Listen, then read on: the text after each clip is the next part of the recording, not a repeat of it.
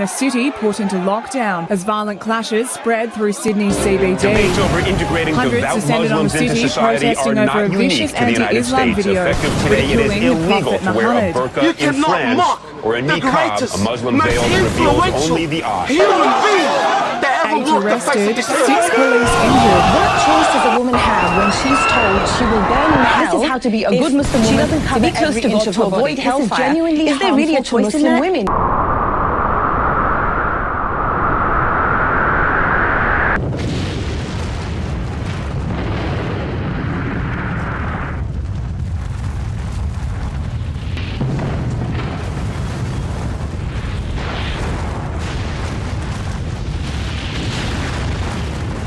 दर्शकवृन्द, हामीले धर्मको बारेमा जान्यौँ। विस्तृत रूपमा अब्दुल कवीजीले हामीलाई बताउनु भयो। अब हामी ईश्वरको बारेमा जानकारी लिनेछौँ। अब्दुल कवीजी, तपाईले भन्नुभयो संसारको रचना, मनुष्यको रचना ईश्वरले गर्नुभएको हो। के मनुष्यको रचना गर्नुमा ईश्वरको केही उद्देश्य छ भने किन, छैन भने किन? तपाईले राम्रो प्रश्न गर्नुभयो। ईश्वरले मानिसलाई कुनै उद्देश्यले नै सृष्टि गरेको छ वा छैन भन्ने कुरामा 3 किसिमका मतहरू पाइन्छन्। हामीले एक पक्षलाई के भनेका छौँ भने जो ईश्वरमाथि आस्था गर्नेवालाहरू भए, हैन, र उनीहरूले ईश्वरलाई आस्था गर्छन् भन्ने कुरा हामीले अगाडि नै चर्चा गरिसक्यौँ। केही पक्ष यस्ता छन् जसलाई डाइस्ट भनेर भन्छन्। उनले भन्छन् ईश्वरले रचना त गर्यो, तर ईश्वरले रचना गरेर छोडिदियो, कुनै मतलब छैन उसलाई। ईश्वरले कन्ट्रोल गरिरहेको छैन यो पुरा संसारलाई कन्ट्रोल गरेको छैन, ईश्वरले कुनै कारणले बनाएको छैन भन्ने जस्तो एक किसिमले उनीहरूले यो कुरा गर्दछन्। ईश्वरले वास्तवमा कन्ट्रोल गरे छैनको अर्थ यही आउँछ कि ईश्वरले कुनै उद्देश्यले सृष्टि गरेको छैन, उसलाई उद्देश्य सृष्टि गर्न मन लाग्यो, गरेर छोडिदियो उसले भन्ने कुरा यस्तो आयो। तर हामीले के भन्छौँ भने ईश्वरले मानिसलाई कुनै उद्देश्यले नै सृष्टि गर्नुपर्ने हो, बनाएर छोड्नको लागि त्यसरी सृष्टि गरिएको होइन भन्ने। कारण बिना कुनै उद्देश्यले कुनै कुराको कुनै काम गर्नु यो मूर्खताको निशानी हो। जस्तै मानौँ हाम्रो घरको अगाडि कोही मान्छे आओस्, ढोका ढ्याक ढ्याक ढ्याक ढ्याक गरोस् र हामीले ढोका खोल्यौँ, सोध्यौँ, हजुर कसलाई खोज्नु भएको? उसले भन्छ मलाई थाहा छैन। हामीले भन्छौँ यहाँ किन आउनु भएको त? उसले भन्छ मलाई थाहा छैन। फेरि हामीले उसलाई सोध्यौँ किन ढोका ढड्काउनु भएको त? उसले भन्छ मलाई थाहा छैन। हामीले भन्छ पक्कै यो मान्छे पागल हो। हामीले फोन गर्छौँ पुलिसलाई या टोलका मान्छेहरू बोलाउँछौँ कि उसलाई अस्पतालमा पुर्याइयोस्। किन? बिना कुनै उद्देश्य आएर ढोका ढड्काउनु भनेको मूर्खताको निशानी हो।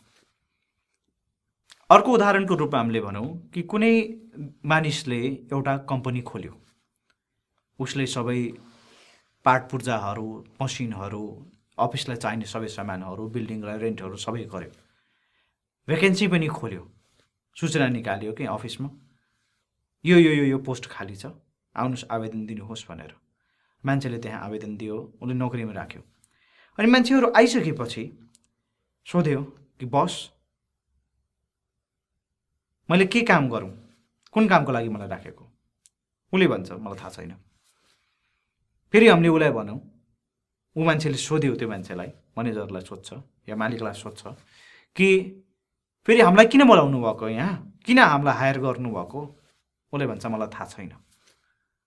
उसलाई फेरि रिस उठ्छ, उसले सोध्छ यो कम्पनी किन खोल्नु भएको त? उसले भन्छ मलाई थाहा छैन। हामीले त्यो व्यक्तिलाई मूर्ख भन्छौँ।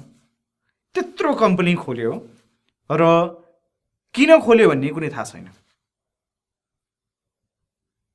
र यदि हामीले यो भन्छौँ कि ईश्वरले यत्रो ठुलो ब्रह्माण्ड बनाउनु भयो, सिस्टम बनाउनु भयो, यो कि ब्रह्माण्ड चलोस्, निरन्तरता पाओस् भन्ने, र ईश्वरले यो पुरा ब्रह्माण्डलाई बिना कुनै उद्देश्यले निर्माण गर्नुभएको भन्ने यदि हामीले भन्ठान्छौँ भने यसको अर्थ यो आउँछ कि हामीले ईश्वरलाई मूर्खताको दोष लगाइरहेका छौँ।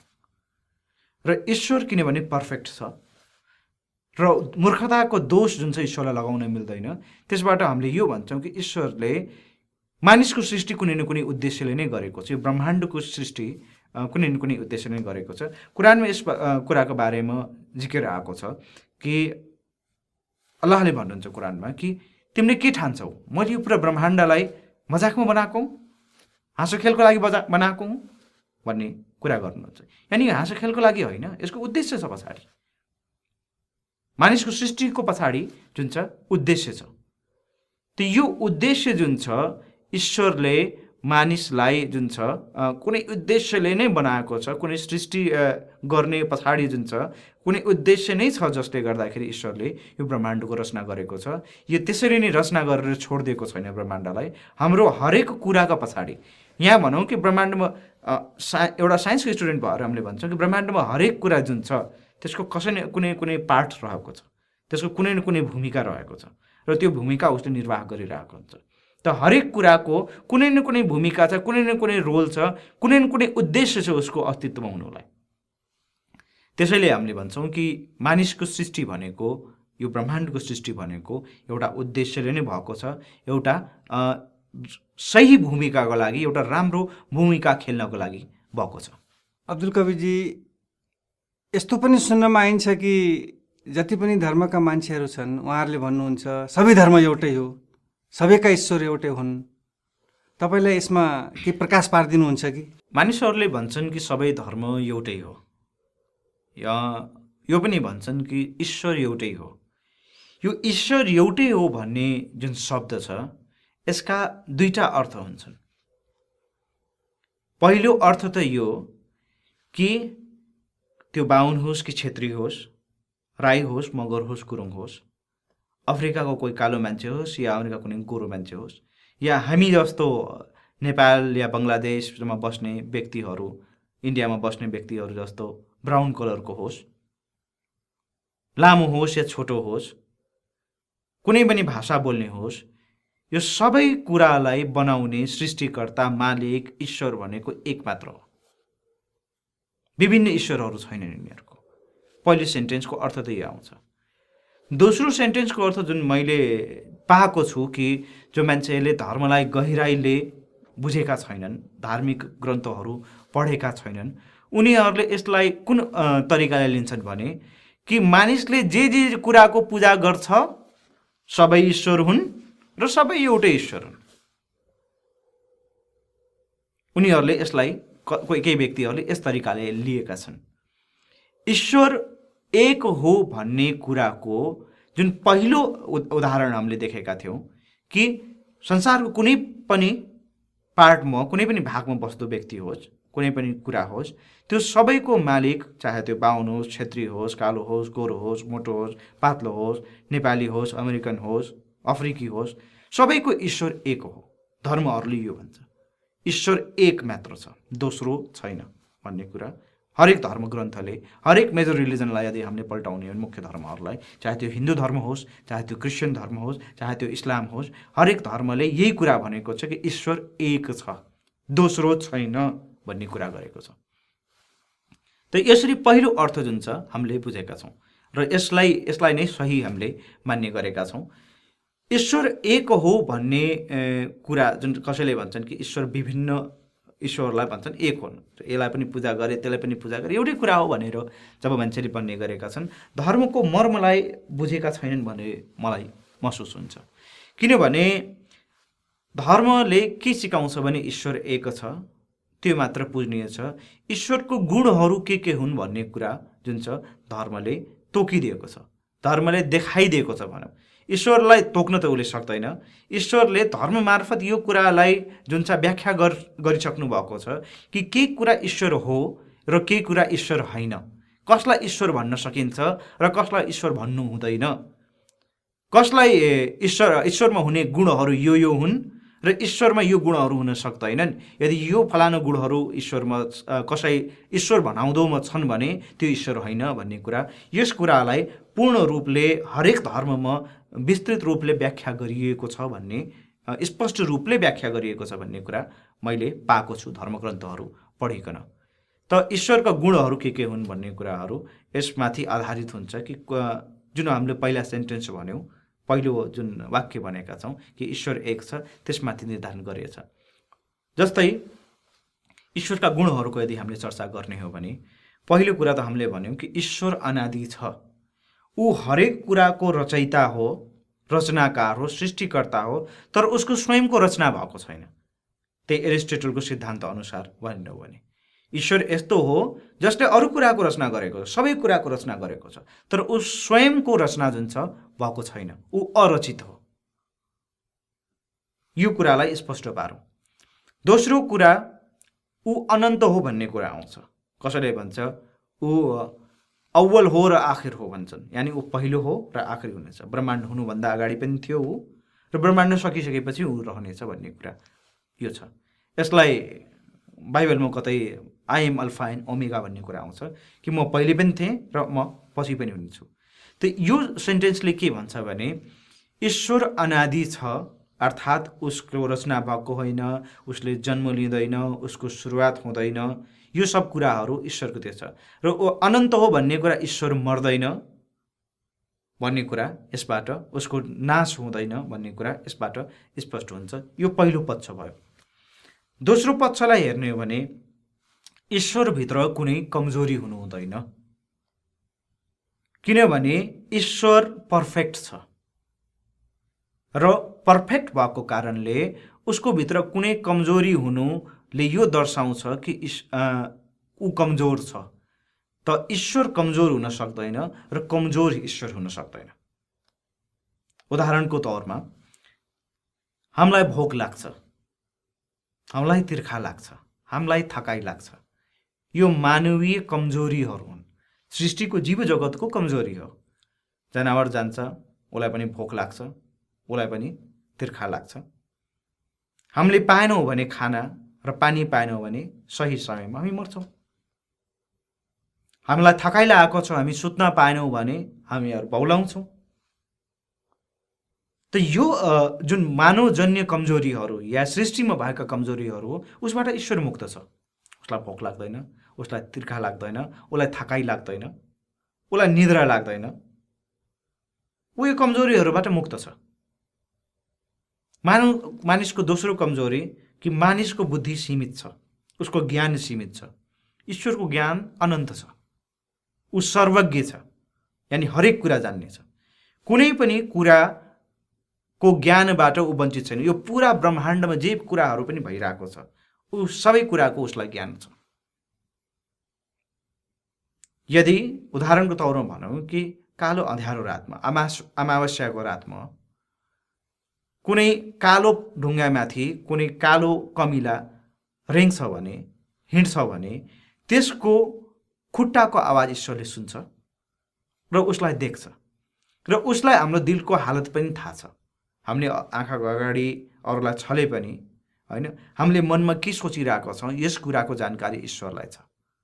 मानिसमा यो गुण छैन। मानवलाई एउटा सामने मान्छेले भित्र के सोचिरहेको छ उसले अन्दाजै मात्र लगाउन सक्छ, तर उसलाई भित्रको मनको कुरा ज्ञान हुन सक्दैन कहिले पनि। तपाईँको भन्ने हिसाबले ईश्वरको आँखा पनि छ जो देख्छ भन्नुको कुनै विशेष? एउटा कुरा स्पष्ट हामीले रूपले पुछौँ कि हामीले ईश्वरको जब गुणहरूको चर्चा गर्छौँ भने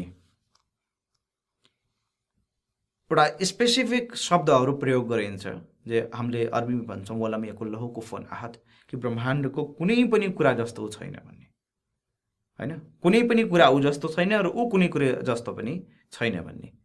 त उसको कल्पना गर्न सकिँदैन। उसले देख्छ, कसरी देख्छ उसलाई नै थाहा छ।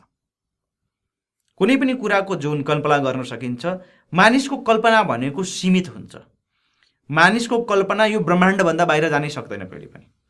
त्यसैले गर्दाखेरि हामीले देखौँ भने मानिसले बढीभन्दा पनि जे पनि कल्पना गर्छ त्यसमा केही कुरा जोड्छ। जस्तै एकाउन भन्ने घोडाको उसले कल्पना गर्छ भने घोडा छ तर सिङ निस्केको छ। कुनै पनि घोडा छैन त्यसरी जसको सिङ हुन्छ, तर उसले कल्पना गर्छ कि उसको सिङ निस्केको छ। मानिसले अर्को भयानक कुनै किसिमको जनावरको कल्पना मान्छेले गर्छ भने उसले के गर्छ भने उसको खुट्टा भनेको चिल जस्तो छ, उसको शरीर भनेको बाघ जस्तो छ, उसको पखेटा छ। यसरी गरेर भयानक जनावर कल्पना गर्छ। मानिसको पनि कल्पना, ईश्वरको पनि कल्पना कतै कतै गर्न खोजेको हो कि मानिस 5 फिट 6 फिट 7 फिटको छ भने ईश्वर 90 फिटको।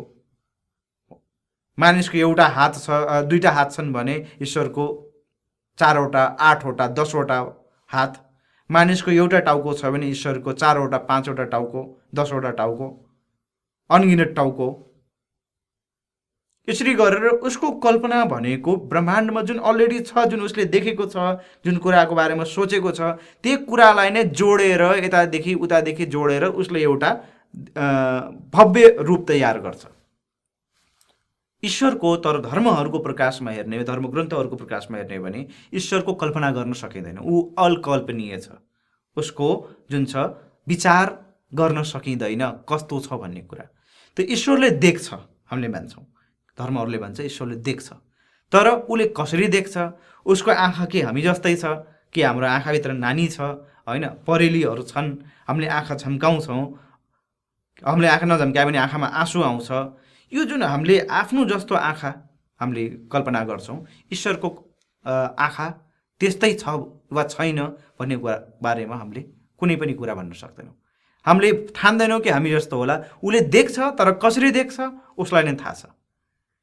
ब्रह्माण्डमा यस्ता विभिन्न कुराहरू छन् जसको बारेमा मान्छेले कहिले पनि कल्पना नै गर्न सकेको छैन। यो ब्रह्माण्ड यति विस्तृत छ, उसको मानिसको ज्ञानको लेभल कति कम छ भन्ने कुरा यसबाटै बुझौँ कि साइन्सको यदि भाषामा हामीले भन्ने हो भने मानिसले यो पृथ्वी देखेको छ, ऊ हिँड्छ, कसैले आफ्नो गाउँ मात्र देखेको छ, कसैले सहर मात्र देखेको छ, कोही हिँड्नेवाला छन् भने अरू सहरहरू पनि देखेका छन्, कोही वैज्ञानिक छ भने पानीमुनि सहर के भन्छन् पसेर उसले पानी मुनिभित्र जुन जीव जगतहरू छन् उनलाई विचार गरेको छ, कोही अन्तरिक्षमा पनि गएर बाहिरबाट पृथ्वीलाई देखेको छ। तर उसको जीवन यतिभरि सीमित छ। अहिले त एक किसिमले स्पेस क्राफ्टहरू पठाएर सेटेलाइटहरूद्वारा टाढा टाढाको संसारहरू पनि देख्ने गरिन्छ। तर यो संसारहरू जुन देख्ने पृथ्वी, मानिस यति सानो छ कि पृथ्वीमा भरे पनि अर्बौंको सङ्ख्यामा भए पनि पृथ्वीमा उसले पृथ्वीलाई ढाक्न सकेको छैन। मानिसले आफ्नो मगजमा के छ, अहिले ब्रेनको भनौँ, मगजको सबै रहस्यहरूको उद्घाटन भएको छैन। समुद्रभित्र जीव जगतको संसार, जैविक संसारको 90% जुन छ जीव मौजुद छन्, उपस्थित छन्, तर सबै जीवहरूको बारेमा पत्ता लागेको छैन। तर ब्रह्माण्ड कत्रो ठुलो छ भन्ने कुरा यदि गर्ने हो भने पृथ्वी छ, पृथ्वीभन्दा हजारौँ गुणा ठुलो सूर्य छ, सूर्यभन्दा हजारौँ गुणा ठुलो सूर्यहरू ताराहरू पनि, सूर्य एक किसिमको तारा हो र सूर्यभन्दा हजारौँ गुणा ठुल्ठुला ताराहरू पनि छन्। र हाम्रो आकाश गङ्गामा मात्र, जसलाई मिल्की वे ग्यालेक्सी भनिन्छ, हाम्रो आकाश गङ्गामा मात्र अरब तारा छन्, खर्बौँ तारा छन् भनौँ, बिलियन्स अफ बिलियन्स भनौँ ताराहरू छन्।